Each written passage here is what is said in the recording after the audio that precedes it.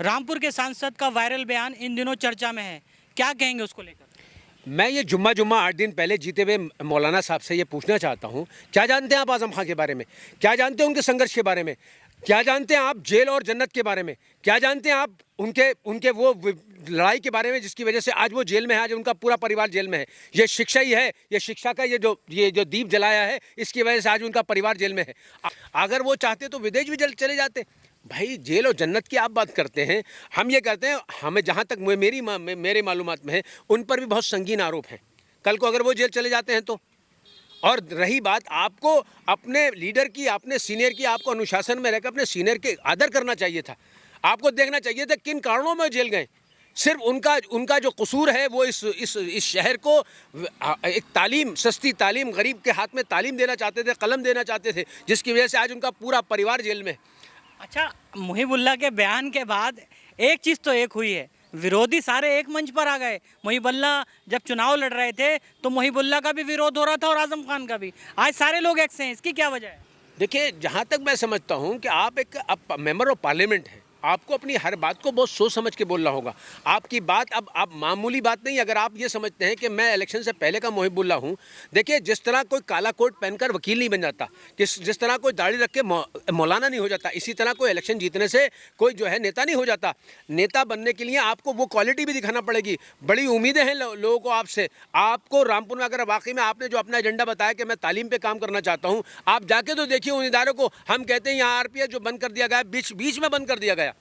कभी आपने उस दर्द को समझा? आप उस ज़माने में थे, आपको तो कोई जानता भी नहीं था रामपुर में। अभी भी मैं समझता हूँ रामपुर में एक बहुत बड़ी पब्लिक आपके नाम को सही से नहीं जानती होगी। ये अलग बात है कि आपको पास साथ खुशनसीबी ये है कि हमारे पास चूँकि कोई ऑप्शन नहीं था, हम नहीं चाहते थे यहाँ नफरत की विचारधारा जीत जाए, इसलिए हमने आपको वोट दिया। अच्छा, एक सवाल और बन रहा है। देखिए, जिस दिन से ये बयान आया है, रुचि वीरा रामपुर आती हैं, आज़म खान के परिवार से मिलती हैं, लेकिन अखिलेश यादव का, जबकि आपने ही कहा कि आज़म खान फाउंडर मेंबर हैं समाजवादी पार्टी के, अखिलेश यादव का कोई बयान नहीं है।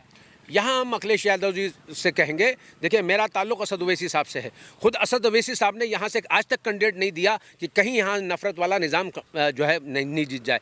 हम अखिलेश साहब से भी कहते हैं, रामपुर में आधी रात को आज़म खान को जेल ट्रांसफ़र कराया गया।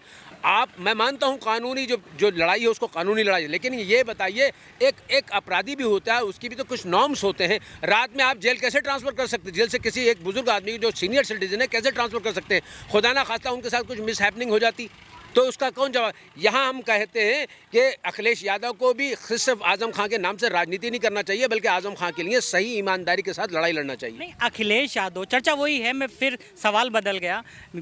मामला यही है कि अखिलेश यादव भी अब आज़म खान का नाम लेते हुए कतरा रहे हैं। क्या वजह है? वह भी 80-20 की राजनीति पड़ गई क्या? देखिए, यही तो गलत है। अगर वो PDA की बात करते हैं, पिछड़ा दलित और जो है अल्पसंख्यक की बात करते हैं, हम यही बात कहना चाह रहे हैं। अगर वो बात करते हैं हकीकत में, तो अब देखिए देश में आप अभी ये जो बदलाव आया है पूरे देश में, ये बात साबित हो गई है कि सिर्फ छदम राष्ट्रवाद या झूठा सेकुलरिज्म नहीं चलेगा।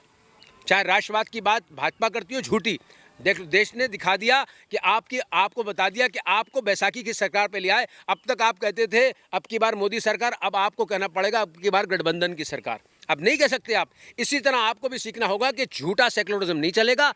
जो हमारे संवैधानिक अधिकार हैं, जिसको हम संविधान के दायरे में रह के मांगते हैं, आपको देना पड़ेगा। जहां हम गलत करते हैं, हम ये नहीं कहते हमारी वहां पे हमें बचाया जाए, लेकिन हाँ जहां हम सही है हमें इंसाफ भी मिलना चाहिए। हमें उम्मीद है कि अखिलेश यादव को हमेशा मुसलमानों ने भर के वोट दिया है। इस मामले में वो आज़म खान जैसे फाउंडर मेंबर जो इस पार्टी को सींचने में उनका हाथ है, जिनकी जवानी इसमें लगी है, जिन्होंने बड़ी बड़ी कुर्बानियाँ दी हैं, वो उनको याद रखेंगे जिस तरह उनके पिताजी उनको याद रखते थे।